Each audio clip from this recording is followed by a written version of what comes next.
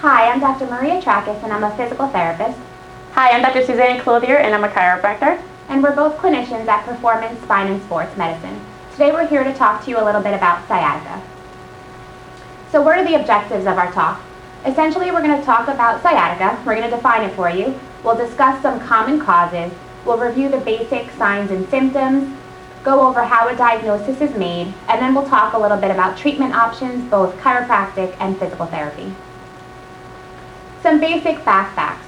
Essentially, 70% of individuals who have some back pain at any point in their lives, out of those, 25% will have symptoms of sciatica. The prevalence of a lumbar or low back disc herniation is between 1 to 5%, and the estimated annual costs in 2000 were $100 billion, and that is steadily increasing. So what is sciatica? Sciatica is not a diagnosis, but rather it's a set of symptoms. Essentially, it results from compression or irritation of either spinal nerve roots or the sciatic nerve.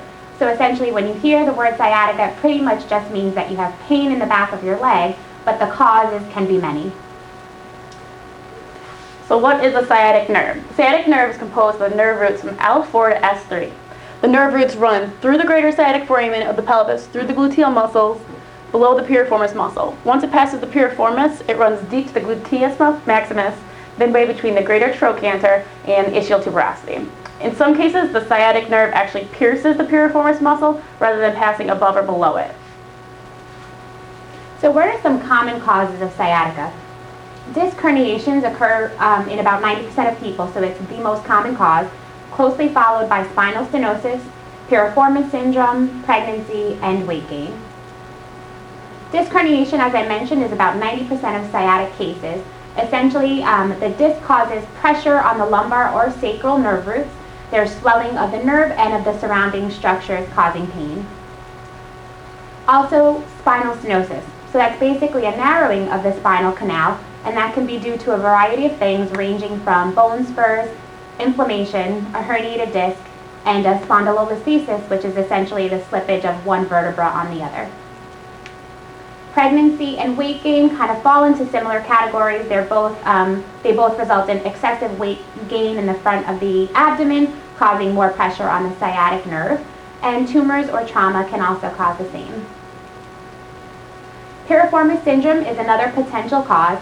It's fairly controversial. Some research says that it's very rare. Other cases indicate that there's about an 8% chance of developing it. It essentially results from a shortening or spasming of the piriformis muscle, secondary to trauma or overuse. They often call it the wallet sciatica, essentially from keeping a wallet in your back pocket and then sitting on that for long periods of time can inflame that piriformis muscle, causing pain. If your physician, your chiropractor, or physical therapist indicates that the nerve root is not the problem, then this is likely a potential cause. So the piriformis muscle, it is clinically significant because of its proximity to the sciatic nerve.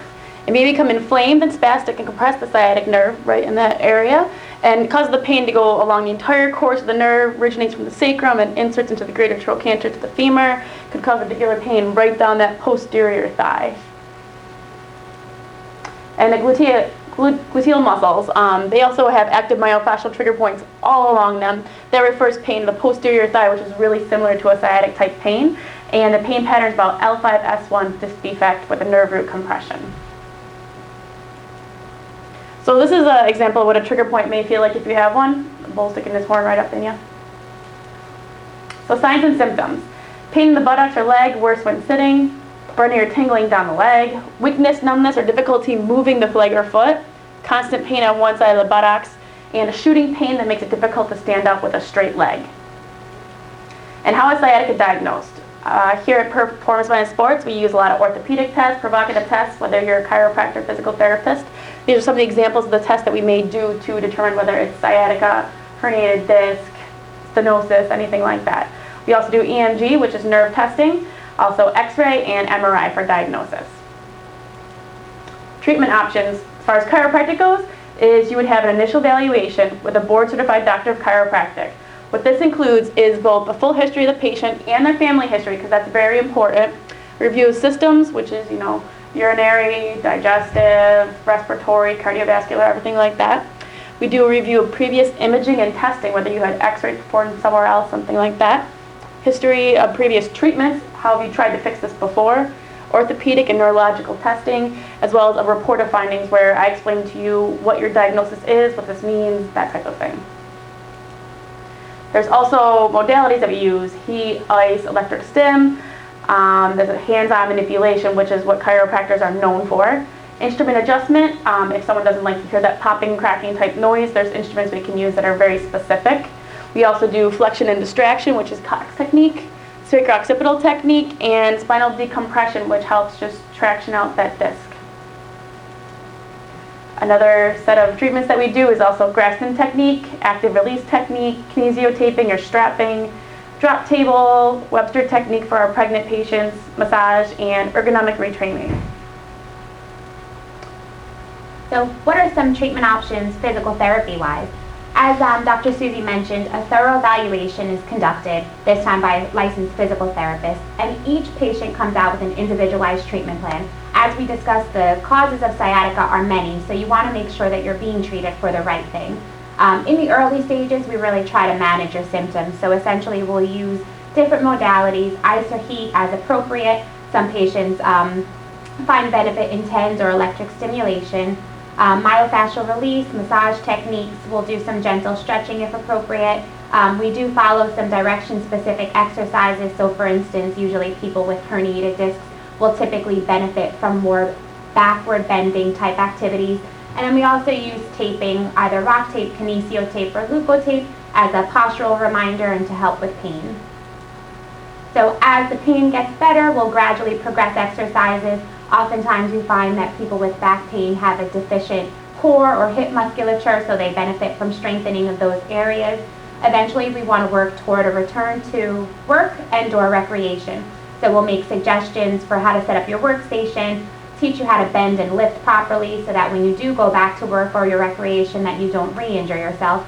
We'll give some suggestions for return to gym, and also equipment recommendations, lumbar rolls and things like that. Tips to prevent recurrence of your back pain, and also a home exercise program so that you can continue the gains that you make in therapy. So in conclusion, sciatica is not a diagnosis, but rather a set of symptoms.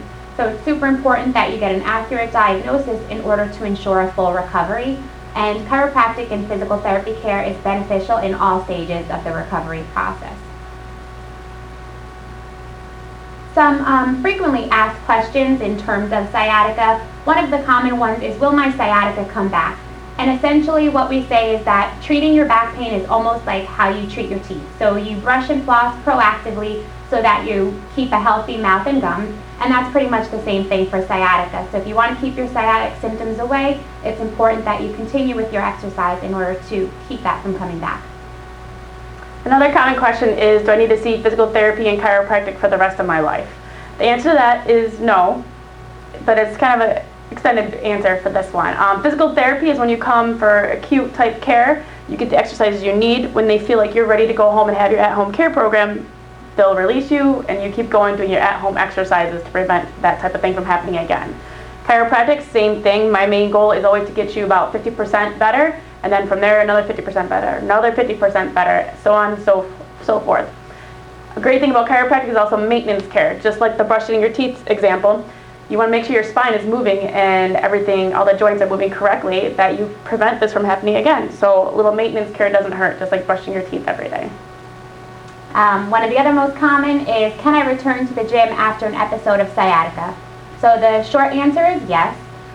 Usually what we like to do is simulate your exercise activities either in the gym if possible, or have you return back to your workouts and then let us know how you're feeling. So we try to recreate exercises that mimic the type of activity you're trying to return back to. Essentially, we don't suggest that people go back to their routine if they're having pain on a daily basis. So we want to certainly get you out of the acute pain, and definitely with the goal of getting you back to your exercise pain-free.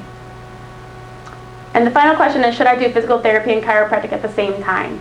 We found that we get amazing results when we do physical therapy and chiropractic in the same visit. Physical therapy can work on function of the muscles, of the joints, everything like that, and then chiropractic, we work on the structure to make sure everything's structurally is where it should be and that the joint is moving correctly. So it's a great combination if you can do it. We thank you very much. Thank you. If you have any questions, feel free to contact us.